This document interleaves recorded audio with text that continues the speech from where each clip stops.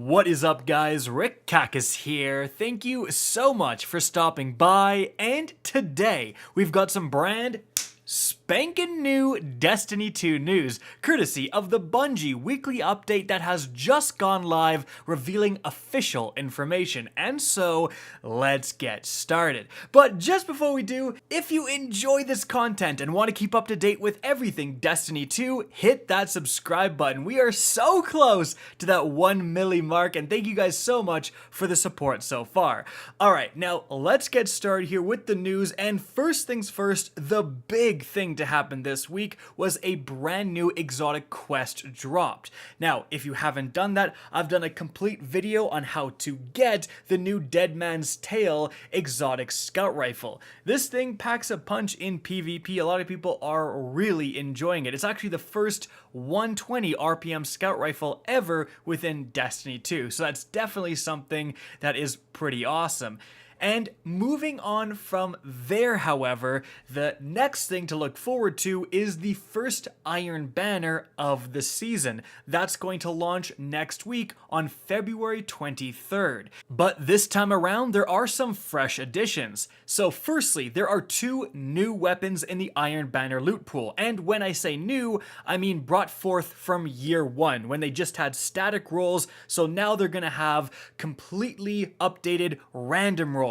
And these two weapons are firstly the Multimach CCX submachine gun, that's a 900 rounds per minute SMG, and then also the Time Worn Spire, that's a rapid fire frame pulse rifle. That's actually gonna be the only non-set rapid fire in the game at that point, and it's also a kinetic weapon, which is super rare for that archetype.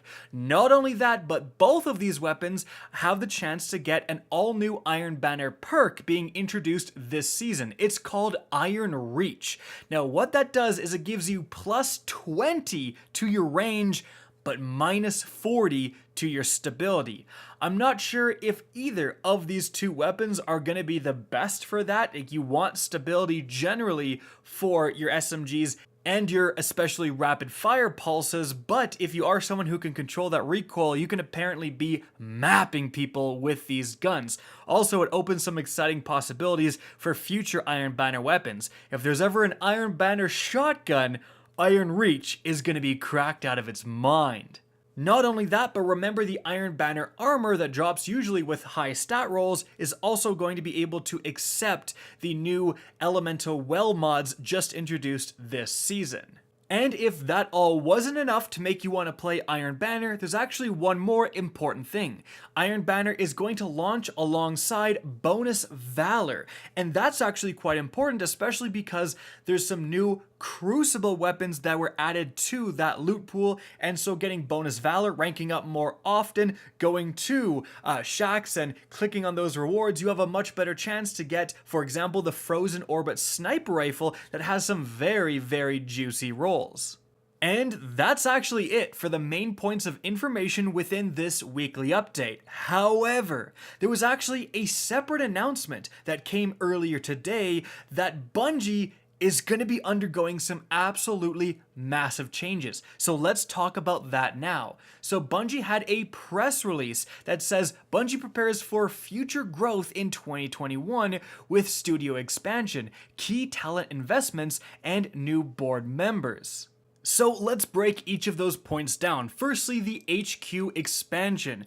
So in 2022, they're going to increase the size of their HQ, which is right now at around 84,000 square feet, to more than 208,000 square feet, more than double. So that just means they can accommodate a lot more staff, and they specifically say not only are they accommodating work in-house staff, but this is going to be a hybrid workforce of both remote and on-site staff. They're doing a ton of work from their homes. Obviously, that was brought upon by the pandemic. So again, more than doubling the size of their initial HQ.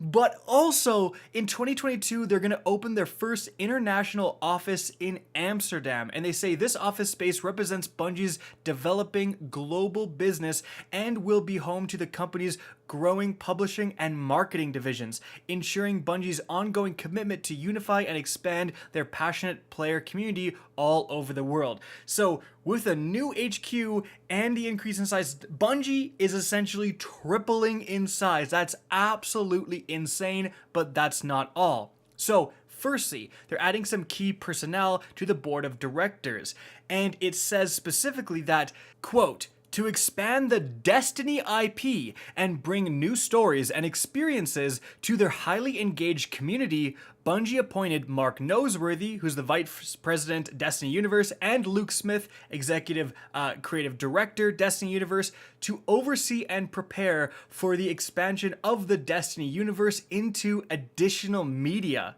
Justin Truman, who's the General Manager of Destiny 2, takes over the successful development leadership of Destiny 2. So there's been a shakeup. Luke Smith and Mark Noseworthy, although they will certainly still collaborate with Destiny 2, they're now off and working on bringing the Destiny IP to, again, that additional media. And to me, and I think to a lot of people, that screams Netflix series or, whatever partnership they ascertain. But oh my goodness, a Destiny TV show or a Destiny movie would be absolutely fantastic. And I know some people might be thinking, oh, this is a waste of time, spend that money on the game itself, especially when it's not in the best place right now. But if there is a successful Destiny show or a successful Destiny movie or any form of alternate media, that brings a huge amount of attention and revenue into the actual game itself. Similar to when the Witcher series went up on Netflix, that popped off, and the actual Witcher 3 game, although it's super old, it rose to like the top of the Steam charts because of that. So this is, I think, just beneficial overall for the Destiny franchise. However, it's not all about Destiny. So they actually do say that Bungie has appointed Johnny Ebert, Chief Creative Officer, and Zach Russell, General Manager, Incubation, to build and drive the creative vision and foundation for Bungie's future worlds alongside the next generation of leaders at Bungie, with plans to bring at least one new IP to market before 2025. So that is some very interesting news, and I think that news will be kind of taken two different ways between the Destiny community. I'm sure some people are thinking, wow, that's really exciting. Obviously, I'm happy the studio that got me super addicted to Destiny 2 is making a new IP that could potentially be even better or just something different, but maintain those same signature Bungie aspects. But of course, there's going to be people that are thinking, well, that seems like you're spending resources not on Destiny 2, which desperately needs it. But overall, I think this expansion does mean that Destiny 2 is absolutely getting more resources designated to it. Additionally, they are adding 2 new members to the board of directors. Really interestingly, one of them is Pamela Kaufman, and she is the president of Global Consumer Products for Viacom CBS. So she works with, for example, Nickelodeon, MTV, Comedy Central, like very involved in the TV universe, which, again, as we speculated earlier, bringing Destiny to additional forms of media, and then you bring someone who is huge in that television industry into your board of directors, really does look like Destiny Netflix series or something of that like is gonna be coming. And so guys, that is it for the video. I hope you enjoyed, found this informative, and if you did, please remember to help me out by simply rating and especially sharing this video. If you guys want to see more Destiny 2 content similar to this, don't be afraid to slap that subscribe button. If you want to get in touch with me and keep up to date with the latest channel activity, the best way is to follow me on Twitter at RickKakis. That's linked in the description down below. Again, I hope you enjoyed the video, and as always, have a good day.